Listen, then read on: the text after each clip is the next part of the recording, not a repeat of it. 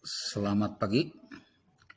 Hari ini saya akan menjelaskan salah satu aplikasi turunan fungsi, yaitu pada kecepatan, baik kecepatan rata-rata maupun kecepatan sesaat.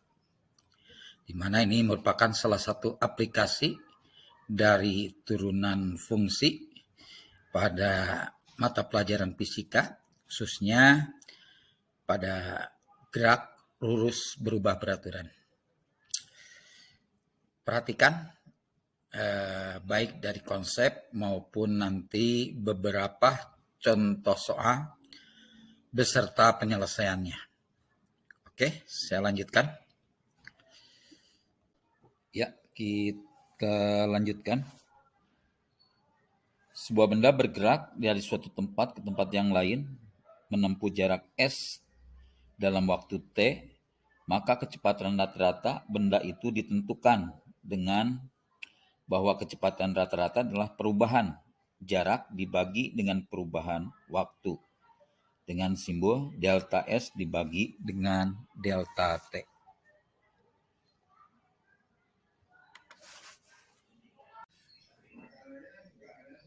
Ya, kemudian kecepatan sesaat pada saat T ini dinotasikan sebagai V dari T.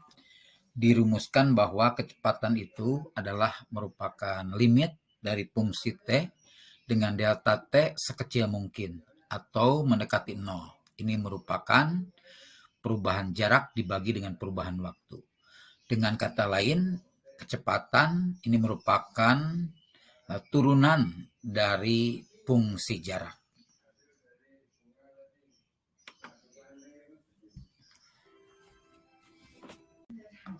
Selanjutnya, ini ada yang dinamakan percepatan. Ini merupakan tambahan kecepatan per detik. Ini dinotasikan dengan A dari T.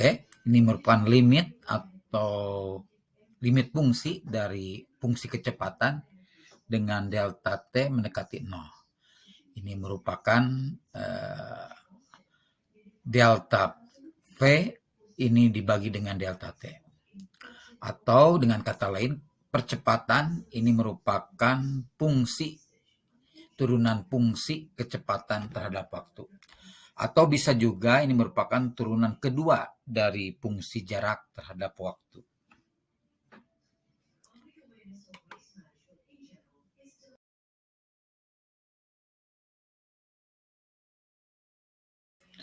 Ya, penyelesaiannya ini panjang lintasan setelah T sama dengan 1 detik, tentunya tidak dimasukkan saja pada fungsi tersebut. Hasilnya adalah 1 meter. Kemudian panjang lintasan setelah T sama dengan 3 detik, tinggal dimasukkan saja pada fungsi jarak, yaitu hasilnya 5 meter. Selanjutnya untuk pertanyaan yang B, ini kecepatan rata-rata dari T sama dengan 1 detik sampai dengan T sama dengan 3 detik. Ini perubahan jarak dibagi dengan perubahan waktu didapat ini dari fungsi ya S dari 3 dikurangi S dari 1. Di bawahnya delta T, tentunya 3 dikurang 1. Hasilnya adalah kecepatan rata-ratanya 2 meter per detik. Ya, selanjutnya kecepatan saat T sama dengan 3 detik, yaitu tinggal kita menurunkan fungsi jarak terhadap waktu. Ya, turunan dari 5 adalah 0, turunan min 6T adalah min 6, ditambah dengan turunan dari 2T kuadrat adalah 4T, jadi kecepatannya pada saat T sama dengan 3 detik adalah tinggal dimasukkan saja. Min 6 ditambah 4, T-nya ganti dengan 3, dikalikan 12, jadi jawabannya kecepatan sesaat pada T sama dengan 3 detik adalah 6 meter per detik. Oke, selanjutnya, kapan benda tersebut berhenti? Ini benda tersebut berhenti ketika kecepatannya itu sama dengan 0. Jadi tadi sudah diturunkan untuk fungsi jarak terhadap waktunya atau kecepatannya. Ini min 6 ditambah 4T, ini sama dengan 0. Ya, berhenti. Kita cari waktunya, tinggal dipindahkan saja min 6 ya ke ruas kanan, jadi 4T sama dengan 6. Kemudian mencari T-nya adalah dibagi 6/4 atau 3/2 atau 1,5 detik. Jadi ketika 1,5 detik benda tersebut berhenti. Oke, pertanyaan yang terakhir. Berapa percepatan saat T sama dengan 5 detik?